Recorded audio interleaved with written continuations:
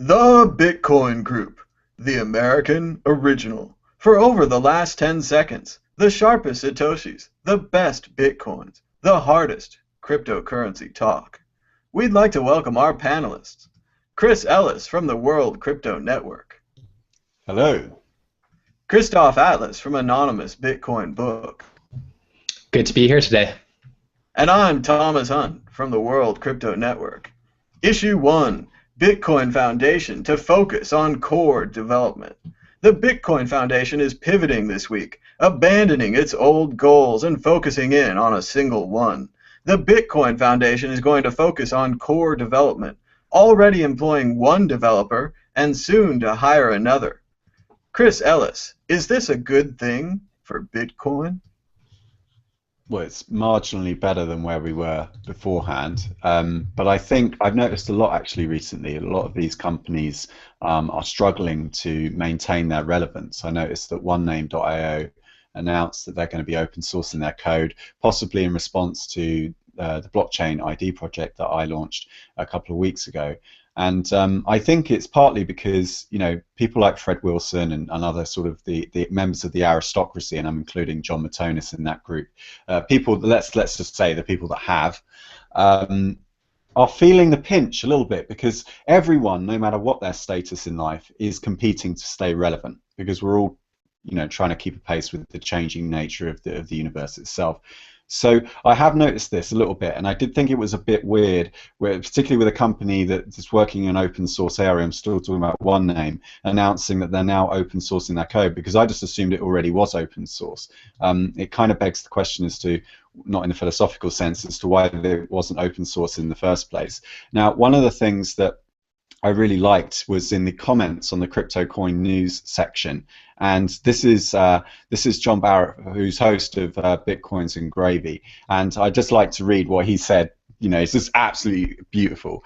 He says, "You feel pressure, you fear governments, you have been threatened, you bow to imperialists, you have the communication skills of a sixth grader." My apologies to sixth graders everywhere. "You have the transparency of a syrup-covered waffle with powdered sugar and a bright yellow pat of rich creamy butter. You are the kind of men who praise atheism while completely ignoring a massive body of academic research and literature of comparative religions." He goes on like this for some time. "In short, gentlemen, and I use the term extremely loosely, you are unfit to rule. You are unfit to educate. You are unfit to be the good stewards of this great new technological advancement that has the potential to either cast us further into darkness, indebtedness, confusion, and rage, or to lead us to a better place where true equality, integrity, and honesty rule our collective consciousness."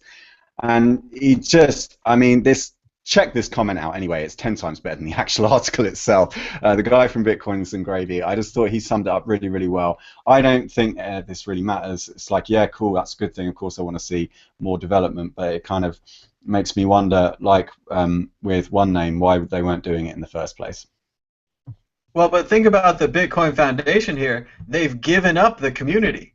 Running the Bitcoin community is now up for grabs. Running Bitcoin education up for grabs. They were never running the community though. What were they fucking doing? They were fucking like just going to lobbyists and like just being, you know, just like well, the lobbyists. They just ran out of money basically. They just ran out of money. They ran out of money. They ran out of money and they realised it was cheaper to pay core dev than it was to keep pandering to governments. That's all that happened. I heard they still have a budget of $180,000 a month. So I'm not sure they're out of money yet. And if they're going to pay 2 developers, that takes money. That's not sustainable, though, is it? That's not subscriptions. I mean, I don't know. Mm-hmm. Businesses paid them a lot of money. They have a large endowment, I suppose. Christoph, what are your thoughts? Yeah, I guess it's better for Bitcoin. I've been saying for months now that they should drop all the other BS and focus on the core developer. But then, of course, when they do that, people's next obvious question will be, well, why are we paying them to pay the core developers? Isn't Bitcoin supposed to be about disintermediating middlemen? And they start to look a lot like middlemen at that point. So then the next question is, why not cut them out of that loop as well?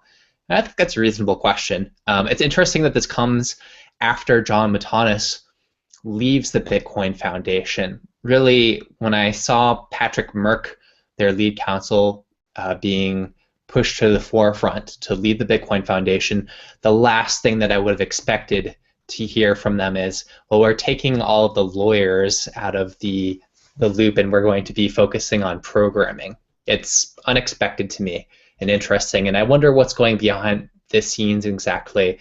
I wonder if they only feel comfortable with removing the Bitcoin Foundation as an interface with government because there's some other organization that is now going to step in and take on that role, whether that's I don't even know the names of these organizations. I guess there's Data and some other. There's that the I forgot the woman's. For digital commerce, whatever, digital currencies, the CDC, which is of course Center for Disease Control. Right.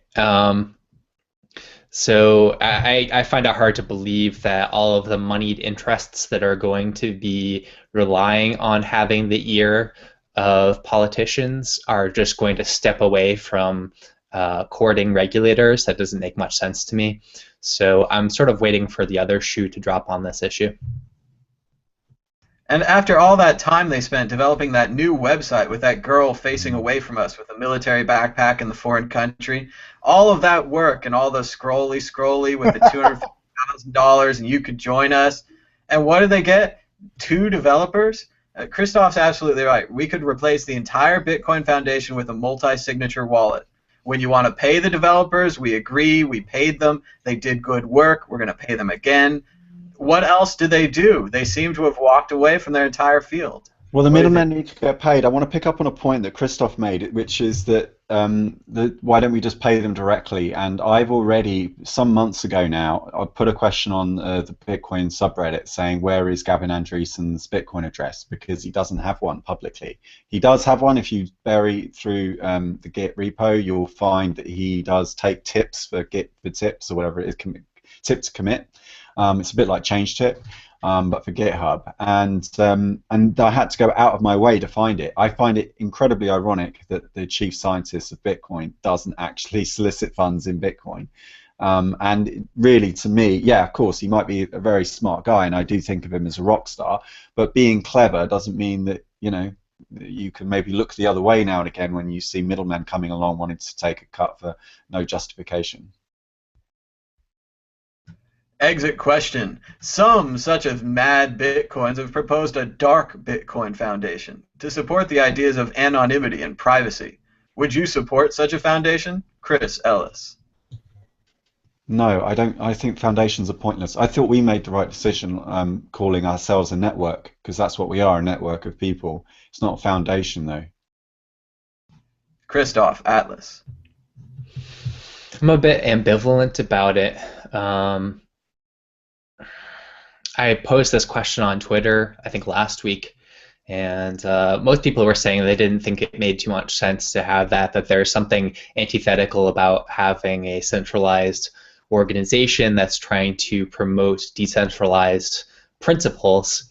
But there definitely are some efficiencies that are gained through having a degree of centralization, or what I would more aptly call leadership. I think that even decentralized organizations do need leadership, and the projects that I've seen that do the absolute worst, that are doomed to failure, are the ones that don't have leaders, where they try to treat everyone as complete equals, and they take this kind of like flat approach to across the board to furthering their goals. I think that's a recipe for disaster. So I accept that there are some individuals that are in the best position, or they're in a better position than the average Bitcoiner to make informed decisions about how we should promote anonymity and so forth. This is all probably a moot point, though. It's hard to imagine that we could get any significant funding for such a thing, so I guess it's all pie under the sky. Well, you never know until you ask. And what I'm going to say here is just that the developers hired by the Bitcoin Foundation are not going to care about our ideas of anonymity and privacy. They're going to be working on receipts, chargebacks, tracking systems, probably the large number of transactions problem, which is a legitimate problem. But unless we say what we want from Bitcoin, And unless we somehow get some funding behind it, maybe it just goes to a multi-signature wallet, maybe it's a foundation and website name only, but still, there needs to be a way to fund people like Cody Wilson, Amir Taki, other developers who are doing this work, and it could be public. Remember, we need to, it is an oxymoron. We do need to build bridges so that we can get to a decentralized world so that we could never need those bridges again. But you see that we need those bridges in the first step. It's very confusing, and that's why a lot of these companies are coming along right now, and they seem to be duplicating Bitcoin's functions. And you say, why do we even need a tip bot when I can just send Bitcoin to Bitcoin? And it works better, and it's more secure, and it's more anonymous, and all of those things, but it's just this bridges to decentralization that we're working on. But we'll move on to the next issue. Come on, Google. Issue 2, Deja Vu all over again. The U.S. Marshals are back with another tranche of Silk Road Bitcoins. This time they've got 50,000 Bitcoins available to the highest bidder. Tim Draper, winner of all the previous auctions, is said to be interested. Last time they auctioned Silk Road Bitcoins, the price went down. What will happen this time? Christoph, Atlas. Oh, well, I think it had a pretty short-term effect on the price, and I would expect that to be the case again this time around, especially since they're doing it in this kind of auction fashion as opposed to a big sell wall on Bitstamp or something like that. That would be an entirely different story. Hearing a story like this, I always experience a degree of ambivalence because the libertarian perspective on this, I'm not going to say that it's definitely absolutely the only way that you can look at this, right? But I'll throw it out there.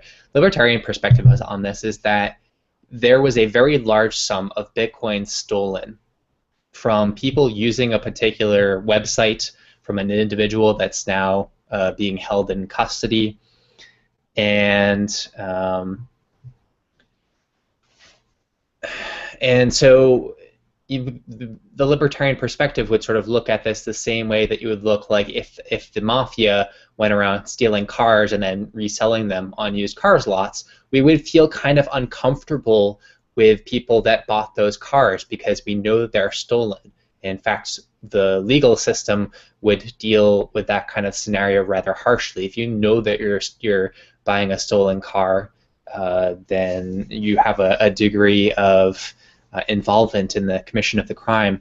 So yeah, this is a tough story to hear. On one hand, I think it's good that the Bitcoins are being liberated back into the Bitcoin ecosystem, and I'm sure that the people who are buying them are all sorts of noble and so forth. But on the other hand, you could say that the FBI is essentially the largest Bitcoin thief in the world, having stolen hundreds of thousands, maybe 1 million Bitcoins by now, I don't even know, but a very, very large amount, amounts that probably stagger the other thefts that have taken place so far. And it does seem worse that this group of criminals is publicly auctioning their stolen Bitcoin time and time again. None of the other hackers have the audacity to do that. Chris Ellis. Well, he hasn't even been indicted yet. Sorry, he hasn't even been convicted yet. He's only been indicted. So I don't have a lot to add really to what Christoph's saying, except to say that I think he's been a bit too generous to the FBI. They have stolen those coins because we haven't had a verdict, and I thought we had the presumption to innocence. So yeah, I think they just want the money. I just think they're being greedy. I think it's mostly it's. I've said before. I'll say it again. I think the government felt like they were being made to look stupid because some hacker comes along and just solves the war on drugs, and it was what is it now, $26 billion that they've flushed down the toilet trying to stop drugs getting into America, in spite of the fact that more than 60% of people, when asked in surveys, admit to doing drugs in America. So it just doesn't make any sense. That their approach didn't make any sense, and then suddenly this guy comes along and just pretty much takes out all the violence out of the trade overnight. It made them look silly, and I think it was just a financial decision. I think you had some career politicians and some career civil servants, or whatever your equivalent is in America, who just saw an opportunity to get a promotion, and they thought they could do that by catching this guy who had millions of dollars worth of Bitcoins that they could then get that then go back to the public purse. So, I mean, is that where they go? Do the Bitcoins go to the public purse? Is I that how believe it the works? money will be held for depending on the verdict. Basically, Oh, okay. I see. I didn't realize that. Okay, so well, why are they selling them then? the That the doesn't make any. government has made an investment decision for Mr. Albright. They are basically saying that the bitcoins are assets, not money, so they need to convert them into money. Oh. And then once they're money, they'll hold them. And then if he's found not guilty, he'll get the money back, but not Mm. his investment. So if he had bought yachts or cars or whatever, they would be Mm. selling them for the value of those cars at the time of his arrest. I think that's what's going on. Right, okay. Now, I'm sure there's some behind it, but I the can't see it. interesting thing about this is, let's say hypothetically that he was exonerated and not found guilty. What happened to the money then? In a justice system, what would happen would be the money would be given back to him. I don't think that's possible, though. I think that they're going to hold on to it. I think they will turn it into the. I mean, I'm not expecting him to get a not guilty verdict, unfortunately, but let's just say hypothetically. I don't think they give the money back to him. I think they would turn it into a civil asset forfeiture, like one of the largest civil asset forfeiture cases of all time. I think they would come up with these complicated legal arguments about, well, if you claim this money as yours, then you're like, you're confessing to something, and we're going to be able to retry you under a slightly different Well, charge or he something can't along those profit lines. from criminal action. They can't allow him to profit from criminal action. So if that's where this money came from in any way, then they're going to say that it's the government's money. Go ahead, Christoph. Sorry. Yeah, so I quite agree with you. So I think any of the funds associated with the Silk Road pretty much going to be locked into the government funds. And as far as I can tell from the stories that I read about civil forfeiture, they will be used to buy all kinds of fancy toys for the law enforcement personnel, and it will not go to benefit the public in any shape or form. Exit question. Forced prediction. The winner of the second Silk Road auction. Christoph Atlas. A mystery Chinese investor. Chris Ellis. I thought it was that Draper guy. Draper won the first one. He's in for the second. Is that your Yeah, I pick? reckon yeah, I think he'll get it again. Chris is right. Draper wins again. It's the best story if one person keeps buying them all. It seems like either he's crazy or the rest of us are crazy. If multiple companies were buying it, it would seem more like, oh yeah, Bitcoin's a good thing. Of course they're buying it. No, it's just one insane billionaire bought it all. And as long as that keeps happening, it's a great story. Moving on. Actually, we've got an ad in the middle with no cover. Did you We're doing know you can advertising. ask questions to the Bitcoin group at any time during the live broadcast? Simply click on the overlaid questions icon on the YouTube video. Log in to Google Plus and you'll be all set. Your questions on the Bitcoin group. What could be simpler than that? Issue 3. Reddit CEO, seen as many but as critical of Bitcoin and cryptocurrencies, has resigned. The new CEO is Alexis Ohanian, one of the founders of the site. Ohanian is said to be a proponent of Bitcoin. With a new leader, what will Reddit do? Will they make their own crypto or just adopt Bitcoin? What will Reddit look like with native tipping? Chris Ellis. Well, I don't know too much about the story, so I can't comment on why the CEO resigned. But to your last point, I think Change Tip should be worried because they've already announced, Reddit have already said that they're intending on doing a cryptocurrency, I thought. So when they do, I think Change Tip could see themselves outmaneuvered. Um, I definitely think they should do it. I think it'd be really good for Reddit actually and the Bitcoin. I think it would be a win-win all round because Reddit has really, sorry, I mean the Bitcoin community has really taken to Reddit, and that Bitcoin subreddit just is just this beautiful, naturally emergent kind of news source that we pretty much use all the time on the World Crypto Network, and we've been reporting directly from there as if Reddit were the front line. So I think it would be very cool. I think other people in other subreddits would really appreciate it as well. I think they, even if they're not into Bitcoin already, I think they would love it once they find out about its power. So yeah, more strength to them. ChangeTip is in a very tricky position, requiring APIs to access Reddit, Twitter, and Google Plus YouTube comments. If any of those services adopt their own tipping platform, YouTube has a tip jar. If any of those services decide that these strange tipping messages are spam, or perhaps they just want to compete against them directly, hold on to your hats. Can I just come in one thing there? So you're right. So the strategy of all these startups is they want to get bought out by someone. So I don't think that is the case though with ChangeTip, because we're kind of friends with them, and we raised a lot of our money through ChangeTip. So obviously we're very grateful for them, and I've raised over $300 on Twitter alone. So I don't know. It'll be interesting to see, and if anyone has any ideas about how ChangeTip can strategize, I think it would be helpful to the Bitcoin community as a whole if we do help them survive, so that they don't feel tempted to just sell out to one of these companies and just sell off the IP or something. That would be kind of lame, I think. Christoph, Atlas.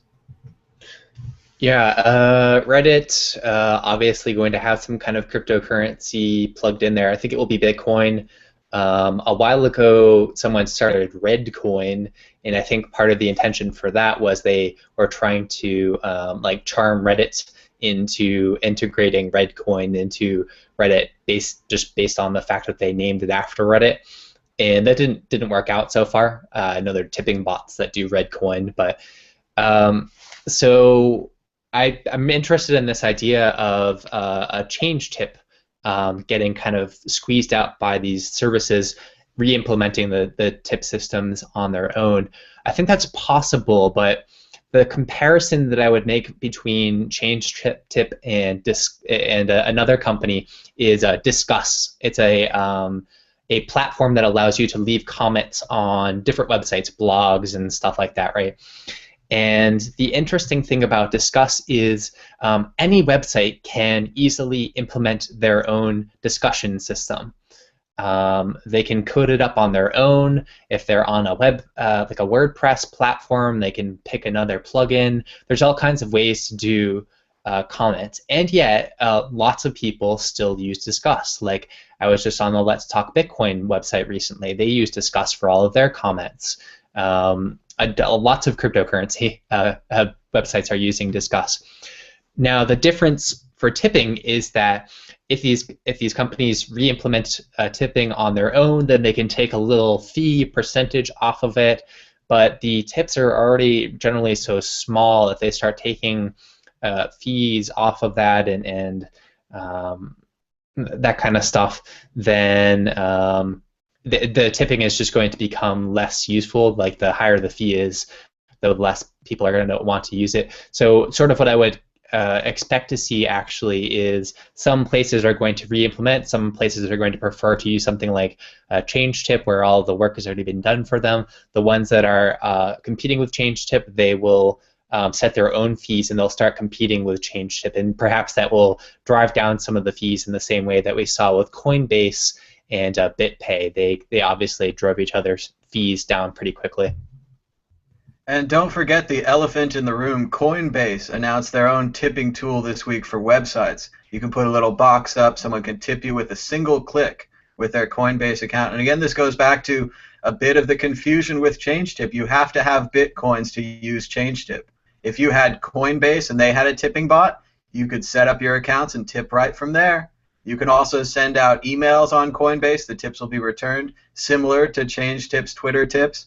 It seems all Coinbase would have to do is write a couple of APIs for Twitter, Reddit, YouTube, and then there'd suddenly be competition. The article also revealed that ChangeTip is using Coinbase's API as well. So there's a lot of API reliance there. And I'm sure a lot of you recall a few years ago, there were several independent programs on Twitter like TwitPic, several independent Twitter browsers on your iOS program. They're all gone now. Twitter wiped them all out by changing their API. So you have to be very careful when you're using another company's API, because it's only provided for your convenience, and when the company decides it's inconvenient and they don't want to compete with you anymore, we've seen what happens. It's just history now. Well, the good news is that they could easily swap out the Coinbase API for another Bitcoin API, so at least they have that going for them. Which is nice. Which is nice. Issue 4. Pirate Party founder Rick Falkvinge warns the copyright monopoly wars are about to repeat. but much, much worse. Arguing in Torrent Freak that the copyright wars were just a warm-up, Falkvinge makes a convincing case that the existing institutions will not adapt well to irrelevance, and that they will fight. Christoph Atlas, have we witnessed the first volley? Have the Bitcoin wars begun? Yeah, it's certainly a possibility. Copyright copyright has not died in the way that lots of people were predicting, at least not with the same kind of rapidity that people have been predicting. BitTorrent, the progression from all the way from the early file sharing systems to BitTorrent today has been huge. It's been quick, but it hasn't completely eliminated intellectual property stuff. And it's still the case that, especially in the United States and to a lesser degree in other countries, there are billions and billions of dollars being made by corporations purely based on this intellectual property system that we still have, despite the prevalence of BitTorrent, the ability to leak information from corporate websites and stuff like that. There's been these cypherpunk people that have been saying for ages that as soon as these systems come online, people are going to start leaking information all over the place. Information just wants to be free and so forth, and that hasn't been the case yet. I'm not even sure that it's necessarily trending that way. I think it may be trending just to a new equilibrium point, and so I think we may see parallels with that in the Bitcoin space as well. Chris Ellis. It's all about control. They just want control, but they're not willing to work. One of the ways you can identify a parasite is their lack of creativity. They're not creative. In fact, they've made most of their living for the last 3,000 years, since the beginning of information science itself, just making money out of taking the value away from the artists that produce it. And I'm going to talk about it a bit more later on, but I was at this open source science conference in Rennes, France, called FOSSA, and there were lots of people there that were talking about this over dinner, and these were very high achieving academics, physicists and computer scientists, biologists, geneticists, from all over the world. These were very intelligent, apolitical people. Like, they're not political, they're just intelligent. And they were just talking about how in France at the moment there's all these debates over the copyright and stuff. I'm working at the moment on my GitHub. That's why I'm not doing the videos so much. I've got to conserve my energy, and I'm coming up with some really good ideas on how people can be paid for their contributions that they make to civilization. And I'm optimistic about a lot of the other ideas that I'm hearing. I think we really do need to. Descartes said there's no problem that's so hard that can't be fixed with thinking. A lot of the failures that we've made throughout history have just been a failure of thinking. It's because people weren't ready to go back to first principles, throw out everything they knew, and actually think, long and hard about it. So I think this is all about control. I think Rick is right, broadly speaking, and we should be ready for this war, because these parasites won't go down without a fight. I agree. The old system is inflexible. It's similar to DEA agents who made their careers busting marijuana dealers. They don't know what to do anymore. Marijuana has been made legal recreationally. It's medicinally legal. Yet at the same time, they still have these awards on their walls for busting these dangerous pot dealers who threatened America. And they're not going to adapt. They're not going to change their minds. We're just going to have to wait until they die off. This is a generational issue, and I think Falkvinge's right. There's going to be a war. There's going to be a larger confrontation than the copyright wars, and people already thought that was a pretty big confrontation, so get ready. Exit question: who will win the Bitcoin wars? Christoph Atlas. Oh man, that's really tough to say at this point. I think that Bitcoin is a very, very strong contender, but there's still quite a lot of room for people to kind of sweep the legs on Bitcoin, to put our focus onto corporate interests and away from decentralization, drifting us away from our principles, and making Bitcoin more cumbersome, just a little bit more tedious each day with new regulations, a kind of slow death. That's a possibility. I think that nothing is decided yet, and it is up to people like you and me and Chris to fight that and to push the core principles of Bitcoin forward. Chris Ellis. I don't think it's a question of who's going to win. I think the universe will win in the end. If we don't adapt, we'll die. And I think that this is more a case of about how ugly it's going to be. Like, how violent does this need to be, this transition? So they're going to lose, and they're either going to go quietly, and the good, honest people of this world are going to be rewarded for their work, or it's going to get ugly, and it won't be, it'll be something else. It'll do the other thing. The answer is Bitcoin will win. Moving on to questions and answers. Our first question is from Psycho Ward, the Las Vegas rapper. He says, why are cryptocurrency user interfaces still so cumbersome to use? Things like importing private keys, having to download big blockchain files, having to copy and paste keys. Why aren't they all simple and user-friendly now? When will it be? I think this is a really good question. Yeah. No, he's bang on the money. He's absolutely bang on. And I talked about it at length in the talk. We don't have enough developers in the space. That's the short answer. The longer answer is that it's going to be a bit of both. It's going to have to be both the education of the lay user, the lay person, who's just, I'm afraid, going to have to learn what a private key is, because otherwise, if you just obscure all that away through nice, pretty user interfaces, all that happens is they don't realize the complexity, and then they end up making mistakes and losing their funds. And you're also disempowering them as well, because then if they don't know how the software works under the hood, the software kind of controls them, and you end up trading security for convenience. So you've got to come halfway, and what we need more of are what are called user experience experts, UXers, UX designers. And I studied it for 2 years, part-time, of self-learning style. And we need more people like that. You have a camera on your laptop, and you can actually video the person as they're using your software, and it shows you both screens. So you get picture in picture, and then you ask them loads of questions about, like, would you recommend this to a friend, and what's the part, what one thing would you do to improve it?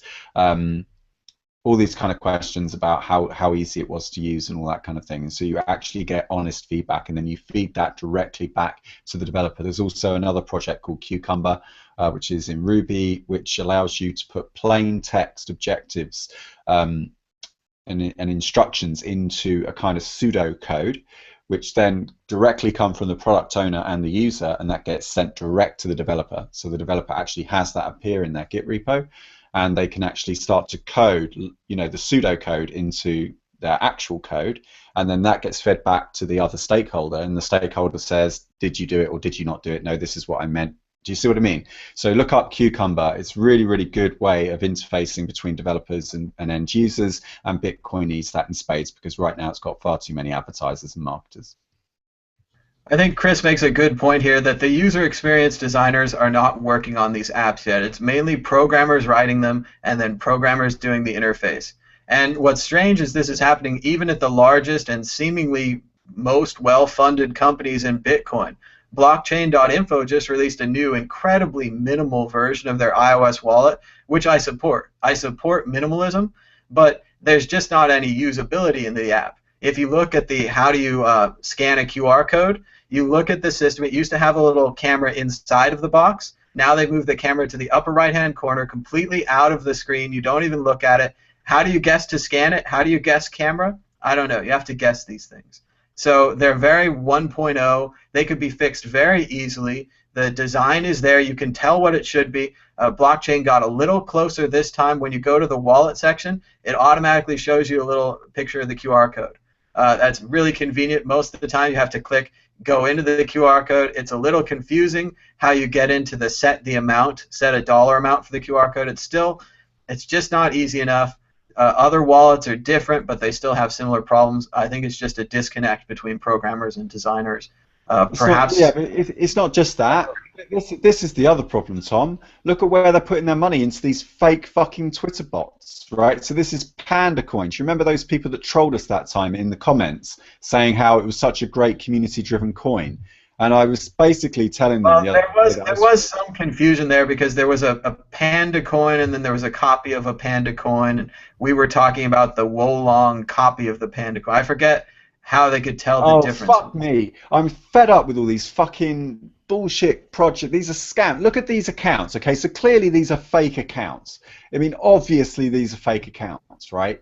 And they're operated. She's basically What am I saying? It's a bot. It's not even a she. Even I'm falling for it, right? They just take pictures off of the web on other social media profiles. They flip the images or they do something to them so you can't find them easily on Google image search, and then they just spam you, and they fucking like get you to follow them. Like they're even like getting respectable people to follow. And look at all it is doing. It's just tipping people in this fucking panda coin, this worthless piece of shit coin. And I'm fed up with it. And I said, because they keep following me, all these fake accounts keep following me, and it's a waste of my time because I have to go through and report them all as spam bots, right?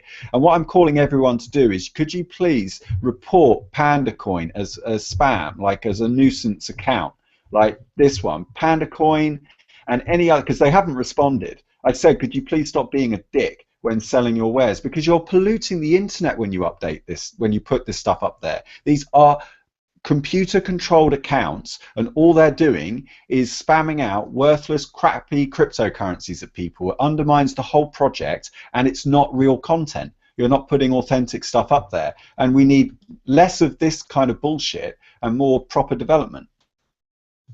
Well, remember, there's lots of get-rich-quick scammers in this industry because they heard that other people got rich quick, and they want to get rich quick too. So if it takes spamming, if it takes any of those things, they're obviously willing to do that to get rich quick.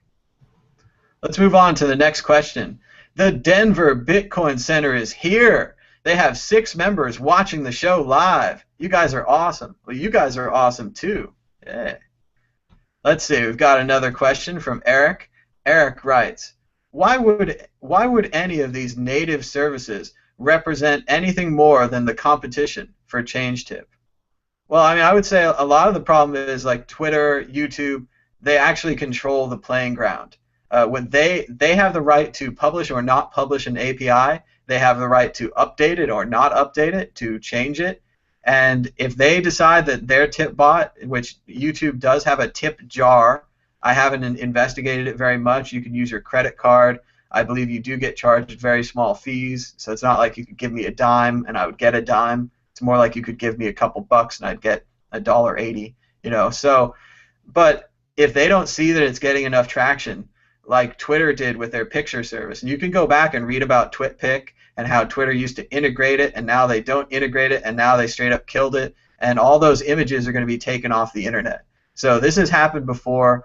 Microsoft's done it. If you can't compete with them, if you can't buy them, you just cheat, right? It's the computer industry. You guys, any comment on that? Staying muted. All right, let's keep going. Denver Bitcoin Center asks, wouldn't a decentralized system of copyright give permanent ownership of a logo or a name? It's an interesting idea. I mean, decentralized, I think permanent is questionable because you're obviously going to see people trading ownership, like Mickey Mouse was traded from the fathers to the sons to the fathers to the sons. So I think that's going to keep happening, even if you had a blockchain of copyrights. I don't know that that's going to solve the system. I mean, the original copyright system was put into place to protect music publishers from the scourge of the automatic playing piano, which was going to wipe out all music as we knew it. So we had to protect the rights of these publishers who are going to publish these sheets that fed into the player to piano to make it play music, which were going to eliminate all musicians everywhere. As I'm sure you know, no one plays piano anymore. We have player pianos in lobbies of every hotel, every fancy hotel. They never have a human. Obviously, you've seen this. You've been to piano bars. You know. Thank goodness, because if they hadn't put that protection in place 2 centuries later, we wouldn't have Kesha. The world would have been saved from Kesha. Well, no, he's not. No, that's not. It's not true that smart contracts do or decentralized contracts do that, because what you would essentially do is put Creative Commons into the code. We discussed this at the last Ethereum hackathon that I videoed from about 2 months ago, maybe by now, 6 weeks. We actually did, one of the coders there actually coded my suggestion about using the blockchain ID as a way of receiving funds for the work that you did. And what you would do is just put a time limit on it. So you would just say, either I need to earn this amount for once I've done this work, this is how much work I did. I need to make this much amount, and then after that, it's free for everyone to use. Or you could just put a year limit on it, and then you don't earn any money after that. So you would just nuance it, because they're smart contracts. Once you've done that, that would be hard coded, and then a miner on the it would be at the whims of the miners on the network. It would be enforced by them. Eventually, and of course your Bitcoin address would be embedded into the contract as well, so that would be nice, and you could just get your coins directly every time it was used automatically. People keep telling me that we should do half a video and then have people pay to see the other half of the video, because that's what Vitalik Buterin did. By that logic, we should get one of those scrolly websites and a countdown timer and do some crowdfunding, right? No, you're totally thinking about this in the wrong way, in my opinion. I've been through this quite a lot, and I think that you'll still use that's still aggressive. People are still paying each other out of necessity rather than free will. You want this to be a completely voluntary system, a world where people pay each other because they want each other to exist, because they love each other, not because they have to, not because you're using passive aggressive signals like, well, I might give you it, but I'm not going to give it to you. Like, you know, I definitely like upselling. I think there is definitely a value add for sort of velvet rope treatment. Like if it costs me something, then I charge you more. But I think holding back on the articles just comes across as a little bit manipulative to me. Even me banging on about it on Twitter, actually, I don't particularly enjoy doing. But again, it's just something that you're doing out of necessity, and it's like, right, I actually need to eat today, so kind of need some fucking money.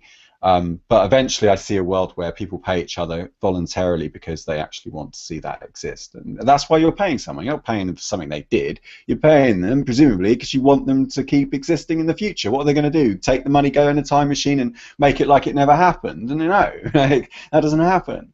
So I think you pay your debt off to the universe. You pay off your energy costs, because energy, like this electricity in this house isn't mine. Well, it's not mine, you know, it belongs to a family member, but it wouldn't be mine even if it was mine, if you see what I mean, because it comes from a common resource, right? That's not someone else's energy in the future, because those fossil fuels aren't just going to grow back at the same rate that we're burning them. So it's a common resource. So I'm just burning a common resource. Now, let's say the world runs out of energy and we've only got 15 years left. No amount of money is going to save you at this point. Money is not time. It can't just invent new fossil fuels. So you can have all the money you like, and great, you've got a world full of money, but you've got no natural resources to draw on. So we have to think about this in a completely new way. Moving on, next question, really more of a comment, so let's give it a try. He says, from our Bitcoin, originally zero hedge, the G20 announcement in Brisbane on November 16th will formalize a bail-in for large-scale depositors. Let's see. So that having money in the bank.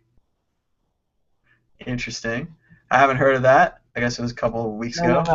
You're confusing something. You're thinking that your balance exists. It doesn't. It's not balanced. We all know this, called fractional reserve banking. Your balance is actually referred to as a liability. It's a liability because there's a chance that everyone could turn up to the ATM and ask for their money back straight away. And the banks know, and everyone knows, that if they did that, the whole thing would have to close. That's not even a secret. It's not conspiratorial to say. They run fractional reserve lending. Banks, particularly in the UK, are known to lend up to 30 times what they have on deposit, and it's a scam. What do you call it when you tell someone one thing and actually something else is true? It's called fraud. They're lying to you about the money in your account. They always were. It was always just a function of time.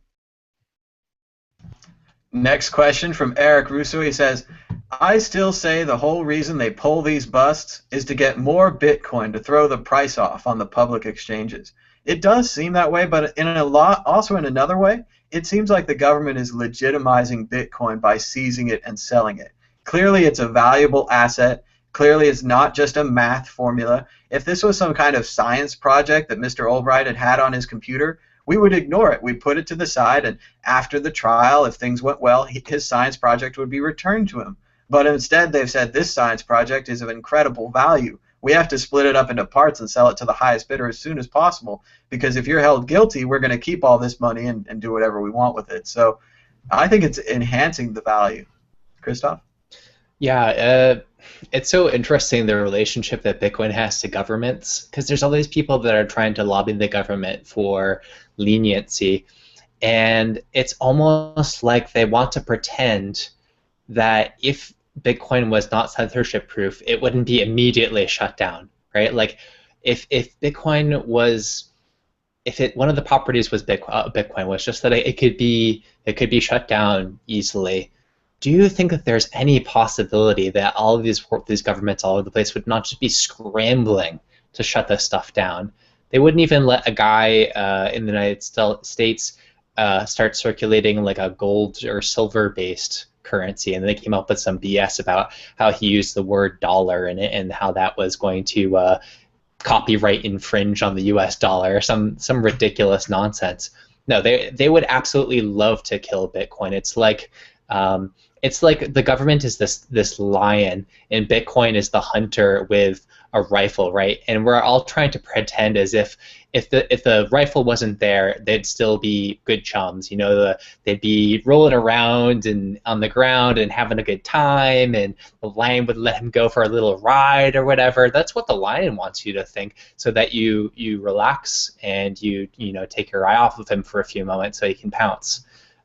So yeah, I think that the government, I don't know if the busts are necessarily the best way for them to accomplish undermining Bitcoin, but they definitely, it is part of their desire to undermine these marketplaces that very much make them very nervous to see their livestock kind of taking their attention away from the stock markets and from the openly highly taxed ways that you can exchange goods and services. If they start looking at some free market alternative, that makes them very, very nervous.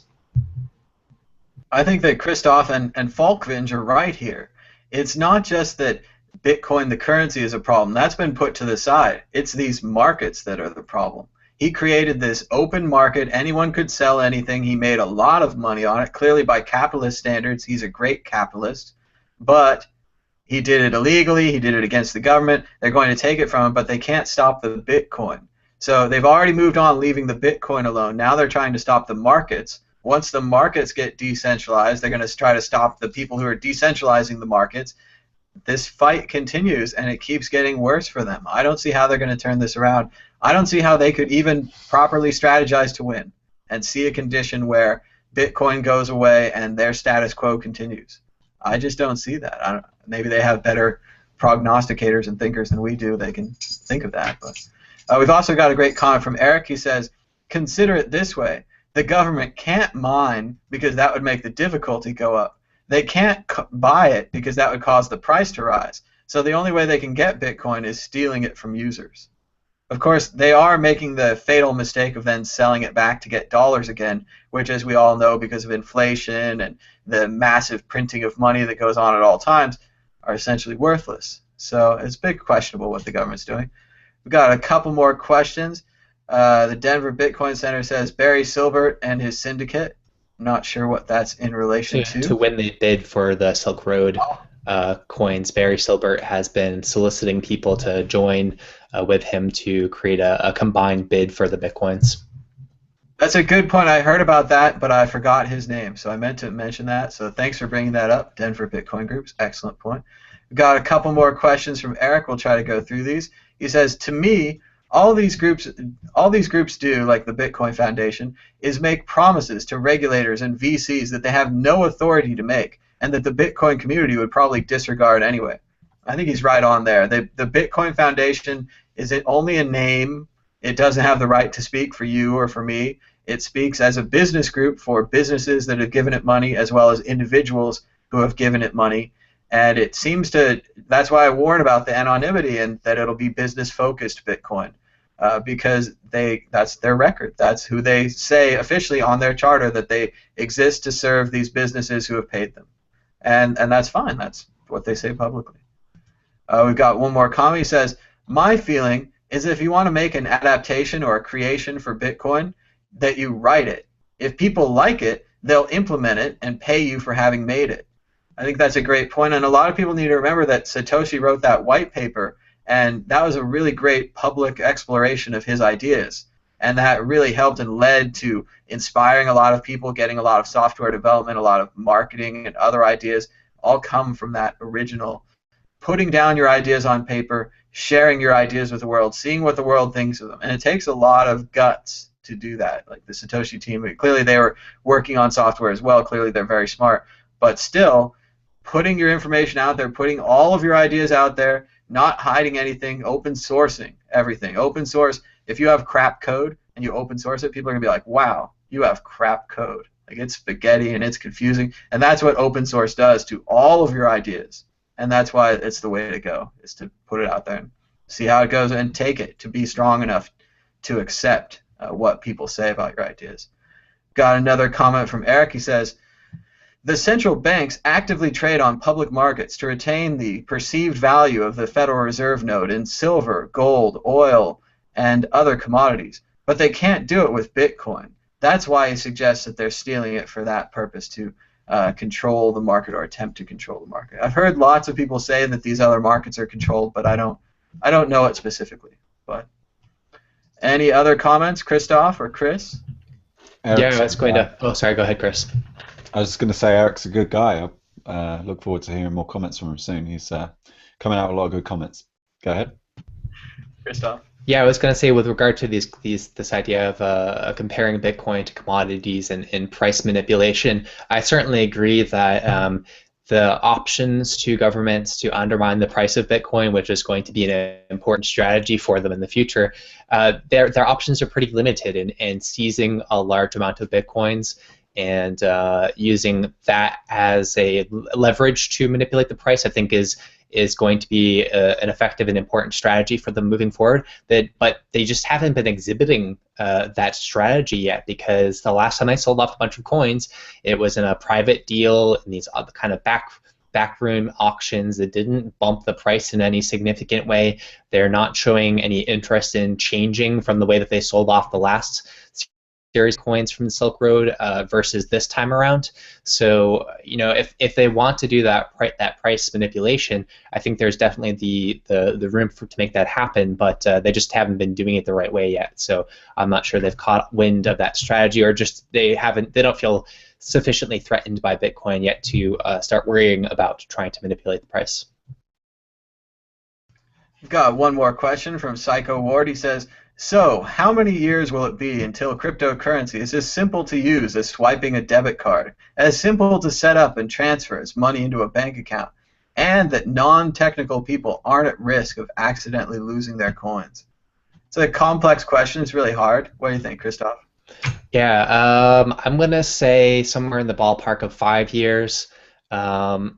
It's important to remember that even the companies that in the Bitcoin space are the largest, let's say your blockchain or your Coinbase, I think they may be the two largest hosted wallets at this point. They're still relatively small startup companies. They look huge compared to other small companies, but they're new startups, right? So there's this whole progression from the very start of your company to maturing your software, and so just now they're starting to get very serious about hiring full-time security professionals. They're just starting now to get very serious about hiring user experience professionals and all that stuff. They've been doing their best to make a facsimile of those efforts up to date, with people working on that stuff sort of part-time. But in the next 5 years, I would say 5 years from now, those top-tier companies, the ones that are the best funded, especially with the rounds of funding that they've had recently in the millions of dollars, that's going to give them a lot of room to hire dedicated professionals that are not just like guys who are kind of good at it, but then they're really excited about Bitcoin. We're talking about people that have been, seasonally doing this stuff for 10 years, and they may give not so much of a crap about Bitcoin, but they're really, really good at that aspect of their job. So I think we'll see that in the next few years. Let's hope they do learn from the lessons of Mt. Gox and actually hire other programmers when you get the money. Remember, Mt. Gox had a pile of money, never hired programmers that we know of. Carpellis continued to control the keys in the entire project, regardless of his level of skill, regardless of the amount of money that was being pumped into their system. Nothing changed. Much like we were talking about last week with the investment. If your investment doubles, if your investment goes up 10 times, if your company doubles or goes up 10 times, you need better security, you need better designers, you need better everything. And Chris Ellis. holidays. Don't forget holiday retreats. You need those as well. I don't know anything about that. We're moving on to predictions or story of the week. Chris Ellis, are you ready with a prediction or a story of the week? Am I? You bet I am. So I just want to quickly tell everyone to make sure they check out Jason King's response to Ben Dornberg's open questions about the transparency at Sean's Outpost. He asked Jason a lot of very hard questions, and I have to give credit to Jason that he's given a very, very lengthy reply, quite heartfelt too, actually in parts, because Ben is basically like my hero now. He's going after anything in the Bitcoin space that looks like a whiff of corruption. He's asking hard questions. He's telling truth to power, and he's telling it early. And I think that we need more people like this. And just to be clear, absolutely clear, is that these are just questions. These are not accusations. They're not, Ben is just like, look, can you just clear some things up, because we haven't got all of the Bitcoins accounted for that you said that you've raised. There were some questions over the use of the trailer that Jason got given for his cross-country run, that it was apparently still being used by Jason and his wife in a kind of a personal capacity, but Jason has addressed that issue here. And then Ben as well, I've just tweeted this article out, and I'll just tweet this one out. And this is essentially Ben's response to Jason. So I think you should check that out, because I think it was high time that what Ben's doing, lots more people need to be doing as well, and asking these people. And of course, Jason is a friend of us, a friend of ours on the network, and I think he'd like us to be reporting on this. I think he'd like us to be holding him accountable too, and I think he mentions that quite throughout his response. So that was just a quick one. Also, I hope everyone was following the feminist hacker Barbie hashtag on Twitter. I found it very empowering and also incredibly funny, because it turns out that the makers of Barbie thought it was a good idea to write a comic book where Barbie is a, in quotes, computer engineer, and yet she doesn't know a fucking thing about code. And she has to rely on these two jocks, Brian and whatever, to do all the hard work for her, because she accidentally hacks one of their computers. And of course it was Taylor Swift who came up with the best, in my opinion, the best remake of the whole thing, where she just turned Barbie into this awesome fucking coder and computer engineer. And I love this beautiful philosophical insight at the end, where she says, know that computers and phones are built to let you do things, not stop you from doing things that are unsafe. Think of it kind of like a car without airbags. Just beautiful, beautiful, beautiful stuff. And we need this to be more, more in the mainstream. And I think that's what Taylor's doing. She's using her leverage as the #1 pop star in the world right now to get the message out there about InfoSec. Okay, and I know that she's sort of claiming publicly that it's not her, but actually I think this is actually her. Okay, it's a double bluff, because she can't have her manager knowing about this. She can't have her label knowing about this. It would be bad news, all right? Now, just, because, no, think about this, right? Because she said, InfoSec, Taylor Swift InfoSec has said, Taylor Swift has never been hacked. She never had her nude pictures hacked, because she's been air-gapped her whole life. That's why. She doesn't get her nude pictures hacked. She keeps them on an air-gapped device. So anyway, just to quickly tell you that I had a great time in Rennes, France, where I was at the FOSSA 2014 conference. I had no idea so many very, very, very, very smart people were going. There's physicists and biologists and geneticists, and oh my God, it's in Rio, it's like this big French research institute, and they paid for me to go out there, and I got onto one of these types of planes, which made me feel like the Beatles. Always feel like that when I go out on these trips. And yeah, it was really, really cool. And yeah, I had a little Magdalene, as you do when you travel with Air France. I had a hot dog as well, which isn't very French, but it was cheap, and I didn't know if my food was being paid for at the time, so I just got it. And oh, that was all my retweeting. So yeah, you can check out my talk. It's called First Principles. It's pinned to the top of my Twitter.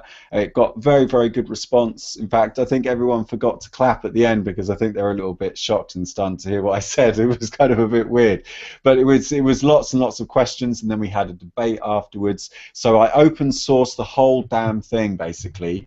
Not only is the audio up on SoundCloud, I've also got all the slides available. It's all open source. All you've got to do is attribute it to me, You're free to take all of the material and reuse it, remake it, remix it. You're also free to fork the whole project. You can see a timeline in my Git history of all my mistakes. You can see earlier versions of the presentation. I didn't push this. I didn't publish this to the site until I was ready, until the morning of the day of the presentation, because obviously I didn't want to spoil the surprise. But you can see all the timestamps that I was tweeting out. You didn't know what they were. I was just like tweeting out these random hashes. Well, that's what they were. They were my commitment to you that I was working on this in the background, and that you could see that I was doing something, but you couldn't see what it was. So like I'd be making comments about what I was doing. I've been measuring all of my time using Rescue Time, which is this software that tracks everything that you do on your laptop, and then I've been cryptographically signing that and then putting that in the blockchain, and I've been tracking my calories, and I've been tracking all my energy usage on my laptop so that I can calculate the net number of electrons innovated in the making of the work. So that's electrons that have been innovated, because in physics you have this notion of the electron volt. You have a measurement of energy called the electron volt, which was like an upgrade from the joule, because what it does is it measures the equivalent amount of energy to move an electron through a potential difference of 1 volt. And it's basically describing energy as movement, which in my opinion is a much better way of understanding energy, because then it applies to everything. It applies to life and inanimate objects. It applies across the universe. So you can just get your calorie intake, you can look at your expenditure, just weigh yourself at least once a day and then calculate the difference. And you can work out how much energy deficit you're running, and you can directly compare that to your laptop. You can see how energy efficient your body is compared to a machine. So once I've calculated all that up, the idea is, and I haven't done this yet because the calculations are quite complicated, but I've got all the data, I just need to compute it. The idea is that every project that you do, if this works, is you would calculate your deficit to the universe, right? This is how much I owe the universe for having got this far. There's a new Bitcoin address and a new Feathercoin address, whatever, for every project that you do. And then at the very least, the public have to pay the debt off to the universe, because that was everyone's energy that you just used. And if you're going off and you keep trying to do something and you're no good at it, then people need to sit you down and go, okay, dude, you need to stop doing these presentations because actually you're not very good at it. But this is actually part of a larger idea that I have been talking about for a while, which is where people declare up front what they believe in and what they want to pay for. So you say to someone like, what do you believe in, what do you want to pay for? Front load a wallet ahead of time, and then it automatically takes the money out as you start perusing the internet. It notices that you spend 20 minutes on a page, and it noticed there was a Bitcoin address that were using this protocol, and it says, okay, well, you used it, so if it's okay with you, I'm going to send these Bitcoins, and maybe you've got like 24 hours to cancel it or something, and then it automatically goes there. But what's good is that you're front loading this process ahead of time. You're saying, I believe in open source projects, or I want to help young musicians, or I want to help out, you know, YouTubers like Tom, or you know, people like this. And then it says, right, I'm going to hold you accountable, and then you can actually get people to compete with each other on how generous they can be. It's not even generous. I mean, you're essentially just paying people for their time, but you're doing it in a way that allows them to become the person that they want to be. Like, help me become the person that I want to be remembered as. Because often when we make purchases, we're actually incorporating those products into our identity. We're actually having that become part of our being. Like, I wear that phone, and I want to associate with that brand. So I think this could be a totally new way of doing it. And again, like all of my open source projects, it's a learning exercise, and it's an experiment, and I'm just going to do it. I'm not abstracting anything. There's no, in computer science, you know, the notion of abstraction. It's just use what works right now. We're not assuming anything. We're using tools that are already available. And yes, it's a bit painful, and yes, it's a bit slow, but we're hackers, we're early adopters, and we love all that shit. So thanks to everyone for your support at the conference, and if you want me to speak at your conference and you want to pay for me, I'm more than happy to do that, because eating is fun. I've eaten over 8,000 calories in the last 3 days. I've got so much fucking energy right now, it's unbelievable. I'm like buzzing. My body's like, yes, nutrients, yes, it's really good. So I'm probably going to make some videos over the weekend if my body keeps going. And I want to do the talk more, because it was really good and people really liked it, and the more I do it, the better it will get as well. So thank you to Chris everyone who sent me money. Thank you to everyone who sent me all the money. That was really cool. I really appreciate that. My body is very grateful to you. Chris makes a good point about job applications being backwards. It seems like it would be more clear if you could define what you want to do, why you want to do it, how it helps people, and then if people agree with that project, they could fund you. I found at my old job, I started off doing kind of technical support, data entry, and it grew into a whole technical support, databases, whatever your problem is type job, and it fit me well because I created the job. The job didn't exist. I went in there, I said, you have all these problems, you need someone technical like me who can communicate with you, all of these things. Right now I'm having the same problem where I could get a job, but what I really want is to create a job where it would be about videos, about communicating, about Bitcoin, and about honesty, and where I could continue doing the honest things I've been doing, but supporting a company at the same time, if that's even possible. These kind of ideas in the future is really what we're going to with this open identity, open reputation. Put yourself out there publicly. A lot of this work here could be considered a resume. Clearly, these are things we can do. We're proving to you we can do them. We want to do them. We want to keep doing them. That's what the world's going to be. People like that. People who can do things, showing you they can do them. And if you like those things they do, music, entertainment, journalism, whatever it happens to be, you support them. And that's your part in it, that the fans have a much greater part in creating this world. And, Gandhi, see the world you want to create, be the change you want to see in the world. That's becoming literally true because of what computers can do in reducing this complexity. Christoph, you want to go ahead? Yeah, I was just going to say, I think that as that decentralization takes place, our lives are going to become quite a bit richer, right? More diverse, more interesting. So just as an example, think about all of the artists that you can find on the Pirate Bay or Spotify or something like that, this vast library of things. Contrast that with just listening to a pop station radio. You'll hear the same damn 5 music tracks over and over again. If you listen to that station, you will not get a lot of diversity there. You'll get a lot of the same kind of stuff for the most part.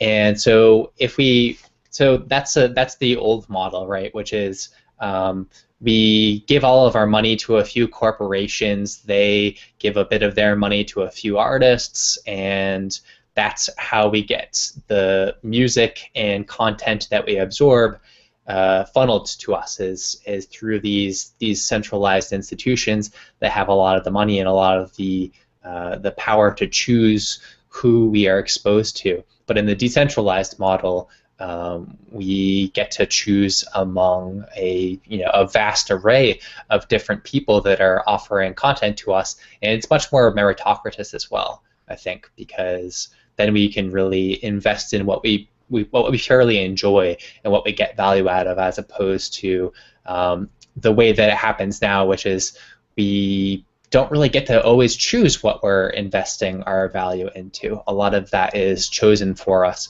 so I think that will be a very good thing. So my story of the week, I'm excited. So 2 things about altcoins, right? So I was watching this this talk that 2 guys from the Nakamoto Institute did recently, Daniel Kraywitz and Michael Goldstein. And Daniel Kraywitz is at Daniel Kraywitz on Twitter, and Michael Goldstein is at Bitstein. And they were talking about altcoins, and they have this theory, which I think is very interesting, compelling in a lot of ways, that altcoins are simply as an investment, as a store of value, are not viable in the future, that they are all going to sort of trend towards zero because of the network effect of Bitcoin. And there's lots of nuances to that debate, but they had this discussion, so I very much recommend that you look them up. I tweeted it recently, and I can tweet it out again at the end of the show. I think if you're interested in getting some really interesting, well thought out, educated perspectives on Bitcoin and the cryptocurrency economy, I definitely do that. Now, that being said, I am not necessarily convinced that all altcoins are doomed. In fact, I'm working with a new, or I'm working for the first time with an altcoin that's relatively new. just recently. So Bitcoin Dark, and the whole project is tied into SuperNet and the telepathy/teleport technology and all that good stuff. I'm going to be doing some work for them to review the privacy technology of their coins. It's tied into Next. It's tied into all kinds of stuff. So I'm very excited about that, and I definitely would recommend that people look into this technology and keep an eye out for the white papers that I'll be publishing on that topic. I think it'll be very interesting. Very good stuff, Christoph. Moving on, prediction. Bitcoin is consolidating. Circles are tightening. Companies are starting to invest in the Bitcoin community. People are starting to be bought. Millionaires and billionaires are starting to appear, not just from outside Bitcoin, but from within. Who's on our side? Who really supports us? Who's not just using us and wasting our time? Who really supports Bitcoin and who's just looking for a quick buck? No one really knows, but we'll try to find out. Oh, we're out of time. Until next time, bye-bye.